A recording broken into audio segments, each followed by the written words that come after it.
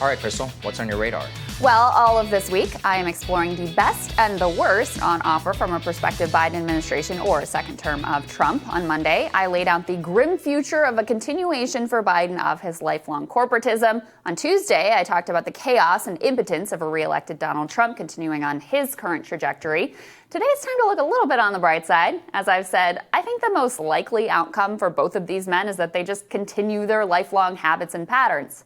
But what if they surprised us a little bit in a positive way? What would that actually look like? Now, look, I'm not naive enough to think that Joe Biden is going to have some come-to-Jesus moment, nominate Bernie for labor secretary, Warren for treasury, and turn into the next FDR, as some progressives are apparently wistfully imagining.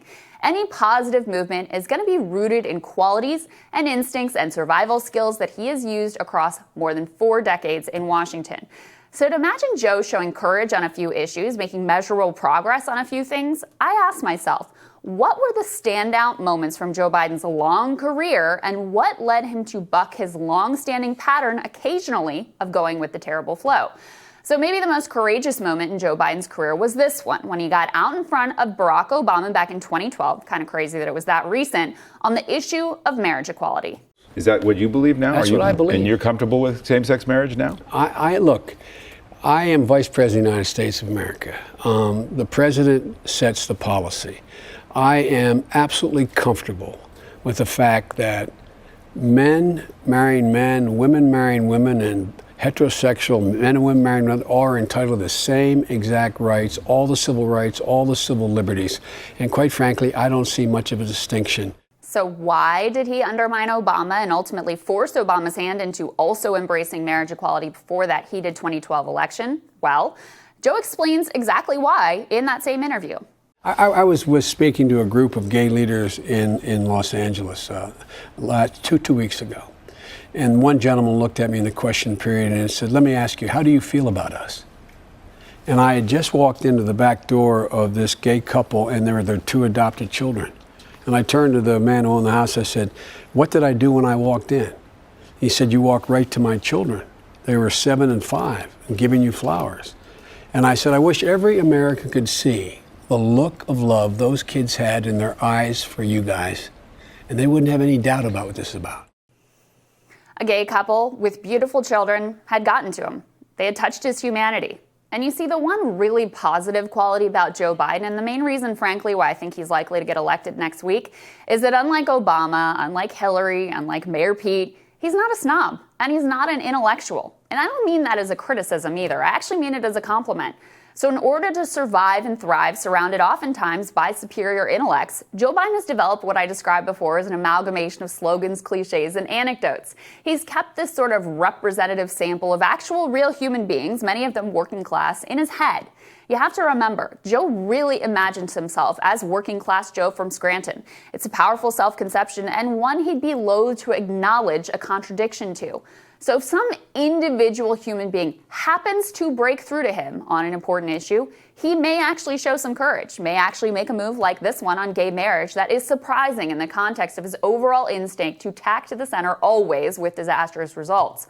I'd also say Joe, until recently, hasn't actually been a favorite of the donor community. He didn't develop deep relations with them and isn't likely to run for re-elect. That means it is very possible he'll spend a lot less time with rich people poisoning his mind than either Clinton or W or Obama or Trump.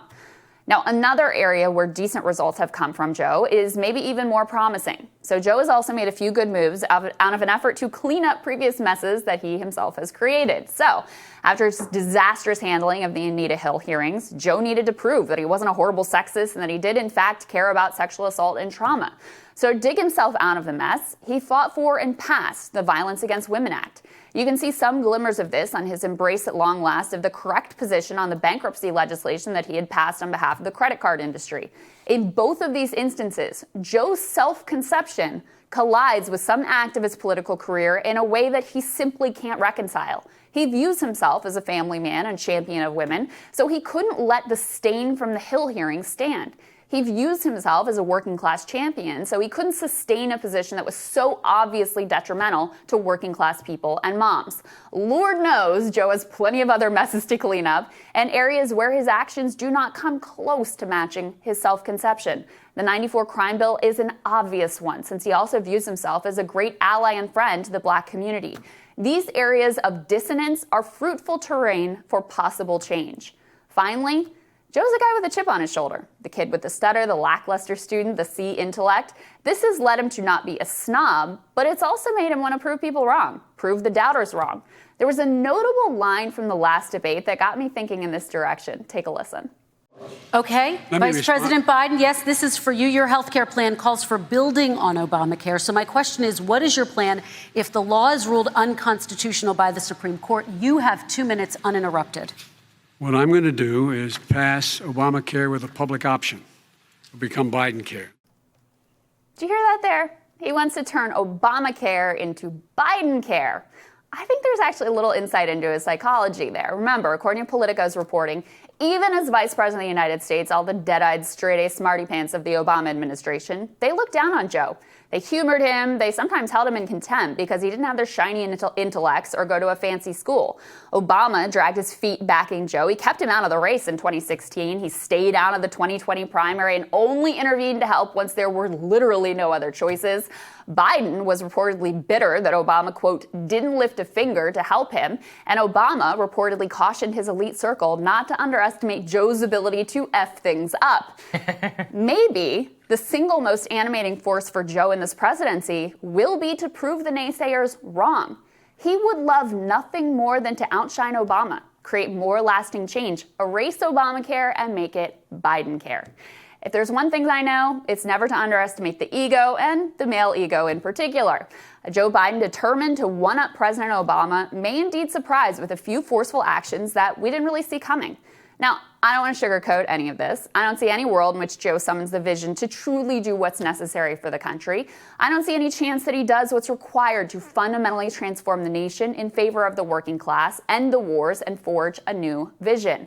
And a Joe Biden administration will 100% continue the centering of the Democratic Party around affluent suburbanites and continue the marginalization of the working class.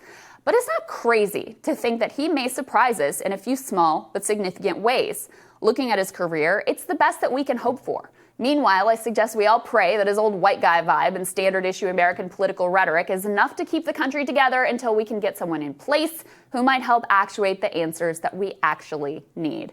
And Sagar, as I was writing this, I actually think that Obama piece may be a subtle subtext underpinning his entire presidency. Because yes, on the surface, the media doesn't like to talk about this because, of course, they're supposed to be all buddy-buddy and perfect and they're best friends. He tweeted out the best friend bracelet. Remember that? That was a great moment. But according to the reporting that has been done, under the surface, there was a real clash in terms of approach. There was a lot of condescension coming from Obama. And you see in these little moments and these little glimpses, he really wants to prove Obama wrong. He really wants to outdo him with his own presidency. And I think that could be a significant piece of his psychology if he does become president. Oh, it certainly does. And look, Obama, I said this before, is a great politician who hated politics. I think Biden is a bad politician who loves politics, if that's a good formulation. But this is a problem because he actually doesn't have an ideology. So whatever is convenient at the time, he's like, let me strike that deal. Now, if the macro political conditions go towards him being more in favor of a stimulus, you know that man would be all over it. But are they actually there? I mean, we know that they are in terms of the votes, but in terms of the coalition that's bringing him, not necessarily. Most of the white suburbanites, which are flocking to Biden, are doing okay. You know, most of these people are not getting destroyed. The political impetus behind that is not going to be there. I think the future for Biden's presidency, I mean, you best case, worst case, whatever. I mean, him being forward on social liberalism isn't like a great thing in my book, is that you always laid out the Virginia Democrats. I think that's probably the best blueprint for how it's going to go. Virginia, not that long ago, you know, within the last 5 years, was a purple state. Yeah. Now it's a blue state. Well, how did that happen? All these Northern Virginia suburban people are all Democrats. So Virginia, whenever they have unified Democratic government, as you point to, they still have, what is it? They don't have a minimum, they have like the worst workers' rights and they have no minimum 51 wage. out of 51 in terms of labor rights. Right, so 51 out of 51 out of labor rights. I think they haven't raised their minimum wage or something like that. But they did pass like the Equality Act. Well, I mean, what has Biden proven that he'll move on? He'll move on gay marriage. He's moved on Anita Hill. You can agree with that. That's fine. But if that's all you're really going to get, plus some he also changed his position on bankruptcy. I mean, look, as you know, what do I think is most likely to occur? Exactly what you're describing. Right, Okay, right? I'm not disagreeing whatsoever. But if he was to surprise, he has a deep history with unions. He feels like he owes them a lot. There's that's another sort of self-conception piece. He really does internalize this working class Joe. And one of the most putting Biden aside, one of the most powerful ways to persuade someone or force action is if you can make them realize the distance between their self-conception and their actions. Totally. And so that's been kind of a consistent theme on the rare places where he has bucked whatever the center of the party was and gone out on a limb. It has all been basically in that frame. And then also the desire to prove people wrong and prove that he's better than the C or whatever he was getting in college at the non-fancy school. And I do think, I really want to make clear, this is not a knock on Joe. I think that's the best quality about him. And it is how he's a little bit different than the Obamas of the world and the Hillarys of the world. They actually looked down on him. Oh, they hated him. Yeah. So in terms of, yes, suburbanites are the ones that are putting him there, but in terms of who he sees himself in solidarity with, it's not actually that group. So that's the one tension that I think could potentially play out in a fruitful way. He also made another comment at the last debate that I thought about including, but I already had a lot of stuff in there, where he, for the first time ever, look, over the entire course of his career, he's been all on board with the deficit hawk crap. I mean, we played this thing here. I said I wanted to cut Social Security not once, not twice, et cetera, which, by the way, hilariously, Trump is now playing at his rallies finally. He's playing not even just the clip. He's just taking the Bernie footage and putting it up there. Which is kind of amazing. Hilarious. A little bit late on that one. Could have probably landed a little bit better earlier. Yeah, and he also said he wanted to cut Social Security 6 or 8 months ago, which we played here. And I was like, what the hell are you doing? I know. Anyway, but at the debate,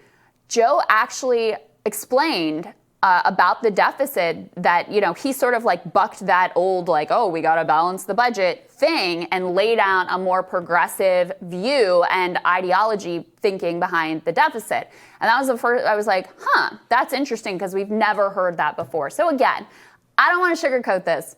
Best case scenario under Joe Biden is not great because ultimately, do the problems that brought us to this ugly place get solved? No, they don't.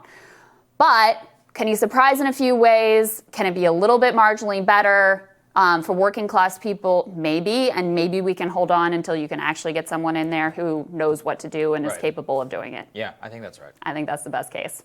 All right, next on Rising, grassroots effort called Deep Canvassing is driving support for Joe Biden among rural voters in Pennsylvania. People's Action Director George Gull is going to tell us about it when Rising returns.